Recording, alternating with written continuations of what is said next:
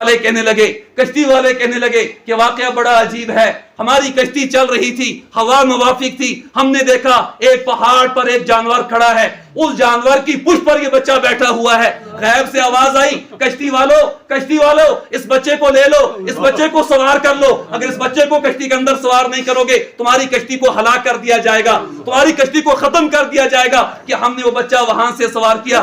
حضرت تھانوی علیہ رحمہ لکھتے ہیں اس عورت کے دل کے اندر اللہ کا خوف تھا۔ مفتی سجاد احمد قاسمی کے بیانات کے لیے مفتی صاحب کے official channel the beauty of Islam کو سبسکرائب کریں۔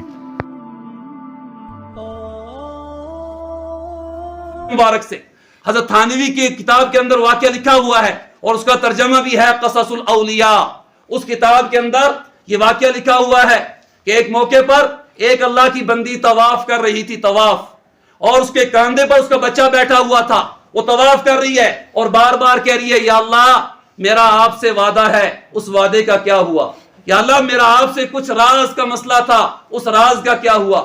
یہ اللہ والے بھی طواف کر رہے، ان سے رہا نہ گیا، انہوں نے پوچھا، بار بار ایک ہی بات کو دہرا رہی ہے، اللہ سے تمہارا کیا وعدہ تھا؟ وہ عورت کہنے لگی، میں اور میرا رب جانتے ہیں اور کسی کو اس بات کی خبر نہیں۔ لیکن یہ اللہ والے سن رہے تھے، انہوں نے پھر اصرار کیا، ذرا بتا دو کیا واقعہ تھا؟ اس عورت نے عجیب واقعہ بتایا، اللہ کرے ہماری زندگیوں میں یہ واقعہ تبدیلی کا ذریعہ بن جائے۔ وہ عورت کہنے لگی کہ ایک موقع پر ہم سب کشتی میں سوار تھے اور ہوا بھی موافق تھی، کشتی چل رہی تھی، اچانک اللہ کی جانب سے طوفان آ گیا۔ طوفان آتے ہی پوری کشتی غرق ہوگی، صرف کشتی کے 2 تختے بچے ہوئے تھے، ایک تختے پر ایک حبشی شخص بیٹھا اور ایک تختے پر میں اور میرا بچہ۔ رات گزر گئی، صبح نمودار ہوئی۔ وہ عورت کہتی ہے کہ میں نے دیکھا وہ حبشی شخص اپنے تختے پر بیٹھا ہوا میری جانب بڑھ رہا ہے، یہاں تک کہ میرے قریب آ گیا، اور میرے قریب آنے کے بعد مجھ سے کہنے لگا کہ اپنے نفس پر مجھے طاقت دے دو۔ یہ اللہ کی بندی کہنے لگی، دیکھو اس وقت اللہ کی جانب سے طوفان آ چکا ہے، سب غرق ہو چکے ہیں اور سب اس وقت ختم ہو چکے ہیں، اس وقت میں بھی تم اللہ کی طرف رجوع نہیں کر رہے ہو، پھر تم گناہ کی بات کر رہے ہو۔ اس حبشی شخص نے اس عورت کی کوئی بات بھی نہیں مانی، یہاں تک کہ اس عورت کے گود میں اس کا بچہ سویا ہوا تھا۔ اس وقت یہ عورت اللہ کی جانب متوجہ ہوئی کہ یا اللہ اس وقت آپ کے سوا میری حفاظت کوئی نہیں کر سکتا۔ اور قرآن بھی کہتا ہے افمن یجیب المضطر اذا دعا، کہ جب انسان بے چین ہوتا ہے، بے قرار ہوتا ہے، اس وقت اللہ سے مانگتا ہے، اللہ اس کی دعا کو رد نہیں کرتے۔ اس عورت نے اللہ کی طرف رجوع کیا کہ یا اللہ اس وقت میری عزت کا خطرہ ہے، آپ کے سوا کوئی بچا نہیں سکتا، یا اللہ اس وقت اس شخص کے اور میرے ارادے کے درمیان حائل ہو جا۔ یہ دعا کر رہی تھی، تب تک اس کا بچہ بیدار ہوا۔ اس حبشی شخص نے اس عورت کی گود سے اس کا بچہ لے کر سمندر میں ڈال دیا۔ یہ زاروں قطار رو رہی ہے اور اپنی عزت کی حفاظت کی خاطر رو رہی ہے، لیکن اس حبشی شخص نے کوئی بات نہیں مانی۔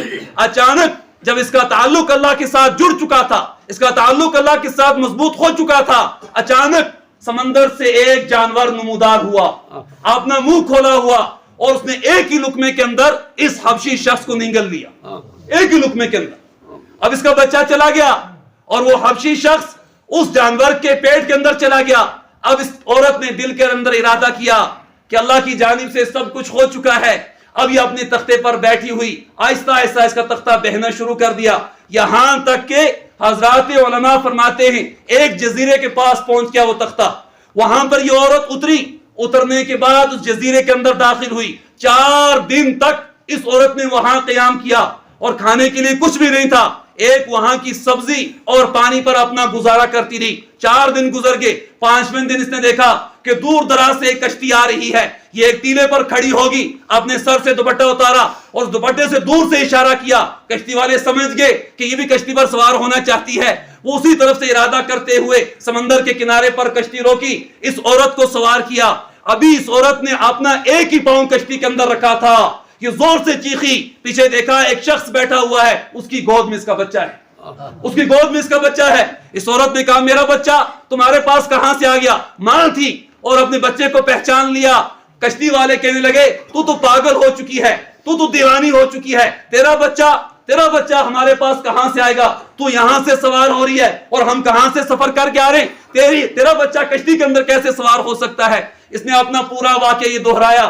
کشتی والے کہنے لگے کہ واقعہ بڑا عجیب ہے، ہماری کشتی چل رہی تھی، ہوا موافق تھی، ہم نے دیکھا ایک پہاڑ پر ایک جانور کھڑا ہے، اس جانور کی پشت پر یہ بچہ بیٹھا ہوا ہے۔ غیب سے آواز آئی، کشتی والو اس بچے کو لے لو، اس بچے کو سوار کر لو، اگر اس بچے کو کشتی کے اندر سوار نہیں کرو گے تمہاری کشتی کو ہلاک کر دیا جائے گا، تمہاری کشتی کو ختم کر دیا جائے گا۔ کہ ہم نے وہ بچہ وہاں سے سوار کیا۔ حضرت تھانوی علیہ رحمہ لکھتے ہیں اس عورت کے دل کے اندر اللہ کا خوف تھا، اللہ کی طرف رجوع کیا، اپنے نفس پر غیر آدمی کو طاقت نہیں دی، قدرت نہیں دی، رب کا خوف دل کے اندر پیدا ہوا۔ اللہ نے اس کے ساتھ ایسا فیصلہ فرمایا کہ اس کا بچہ صحیح سلامت اس کے پاس پہنچا اور اس حبشی شخص کو ہمیشہ کے لیے اللہ نے ختم کر دیا۔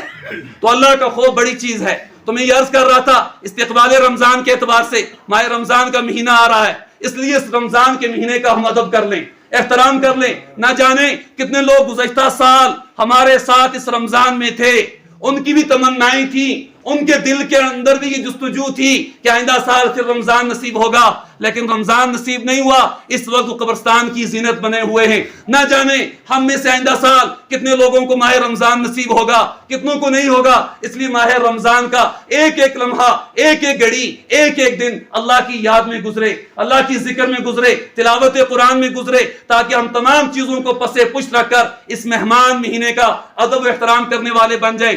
حضرت مولانا پیر ذوالفقار صاحب نے اپنی کتاب کے اندر ایک واقعہ لکھا۔ ایک مجوسی شخص تھا، مجوسی شخص جو سورج کی پوجا کرنے والا تھا، کبھی بھی اللہ کی بندگی نہیں کی تھی، اللہ کا نافرمان تھا، اللہ کا باغی تھا۔ ایک کام کیا تھا، ایک موقع پر اس کا بچہ مسلمانوں کے شہر کے اندر دن کے وقت، مسلمانوں کا ماہ رمضان چل رہا تھا، دن کے اندر جا کر کچھ کھا رہا تھا۔ اس شخص سے رہا نہ گیا، مجوسی شخص سے اس نے جا کر اپنے بچے کو تھپڑ لگا دیا اور کہا تجھے کیا ہو گیا ہے؟ مسلمانوں کا رمضان چل رہا ہے، تو اس کی عظمت، اس کا ادب و احترام تیرے پاس نہیں ہے کہ دن میں جا کر ان کے گھروں کے سامنے تو چیزیں کھا رہا ہے۔ یہ تھپڑ مارنے کی وجہ سے آخری وقت میں اللہ نے اس مجوسی شخص کو ایمان کی دولت سے نواز دیا۔ ایک وقت میں ایک اللہ والے بزرگ نے دیکھا کہ جنت کے اندر ٹہل رہا ہے، جنت کے اندر پھر رہا ہے، اس کو تعجب ہوا، پوری زندگی اللہ کا باغی، اللہ کی نافرمانی کرنے والا، بغاوت کرنے والا، یہ جنت میں کیسے چلا گیا؟ پتا چلا کہ ماہ رمضان کا ادب کیا تھا، اس ادب کی وجہ سے اللہ نے آخر میں ایمان کی دولت سے نوازا، اس ایمان کی دولت کی وجہ سے اللہ نے اس کو جنت کے اندر داخل کر دیا۔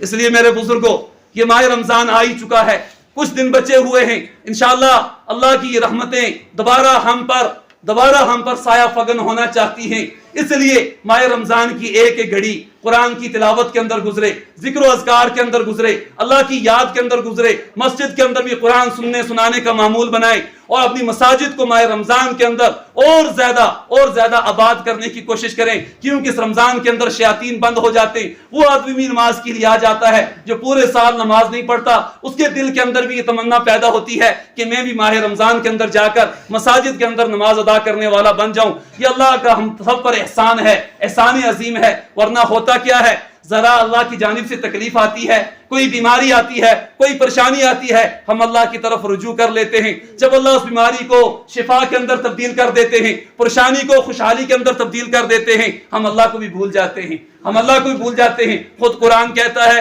وَإِذَا مَسَّ الْإِنسَانَ ضُرٌّ دَعَانَا، کہ جب انسان کو کوئی تکلیف پہنچتی ہے وہ ہمیں پکارتا ہے، لِجَنبِهِ، لیٹے ہوئے، او قائدن، بیٹھے ہوئے، او قائمن، کھڑے ہوئے، فَلَمَّا كَشَفْنَا عَنْهُ ضُرَّهُ مَرَّةً، اللہ فرماتے ہیں جب ہم اس کی تکلیف کو دور کر دیتے ہیں یہ ایسے گزر جاتا ہے گویا کہ اس نے اللہ کو کبھی پکارا ہی نہیں۔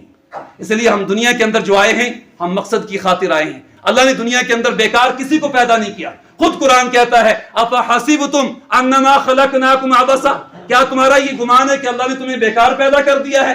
وَأَنَّكُمْ إِلَيْنَا لَا تُرْجَعُونَ، اور تمہیں ہماری طرف لوٹ کر نہیں آنا، ہمیں سب کو اپنے رب کے حضور لوٹ کر جانا ہے۔ اور قرآن اس کا گواہ ہے، یوم یقوم الناس لرب العالمین، اپنے رب کے حضور کھڑا ہونا ہے۔ 5 سوالات ہوں گے، 5 سوالات، 5 دنیا کی یعنی محشر کے میدان کے اندر اور 3 قبر کے اندر۔ پہلا سوال ہوگا زندگی کہاں گزار کر آئے ہو، دوسرا سوال ہوگا جوانی کہاں گزار کر آئے ہو، تیسرا سوال ہوگا مال کہاں سے کمایا، چوتھا سوال ہوگا اس مال کو کہاں خرچ کیا، पांचवां सवाल होगा जो इल्म हासिल किया उस इल्म पर कितना अमल किया। कोई इंसान एक कदम आगे नहीं बढ़ा सकता जब तक इन 5 सवालात के जवाब अल्लाह के हुजूर ना दे दे। वक्त हो चुका है, अल्लाह से यही दुआ करें कि अल्लाह हम सबको माह रमजान की ये बहारे नसीब फरमाए, ये रहमतों वाला अशरा नसीब फरमाए, मग़फ़िरतों वाला अशरा नसीब फरमाए, आग से आज़ादी वाला अशरा नसीब फरमाए। अल्लाह हम सबको एक एक लम्हा अल्लाह की याद के अंदर गुजारने की तौफीक नसीब फरमाए। अभी से अपना मामूल बना लें, अपनी तरतीब बना लें कि हमें रमजान को सही तरीके पर गुजारना है। अल्लाह के नबी तो 3 महीने पहले से दुआ कर रहे हैं, लेकिन अगर हमें 1 महीना मिला है 30 दिन का, अगर इसको भी हम अल्लाह की याद से हट कर गुजारेंगे तो फिर हमसे बड़ा अल्लाह के यहाँ मुजरिम कौन होगा। इसलिए इस महीने के अंदर जिस तरह बाकी चीज़ों का एहतमाम करते हैं उसी तरह इबादत के अंदर ज़्यादा से ज़्यादा एहतमाम करें, क्योंकि एक फ़र्ज का सवाब अल्लाह 70 के बराबर कर देंगे।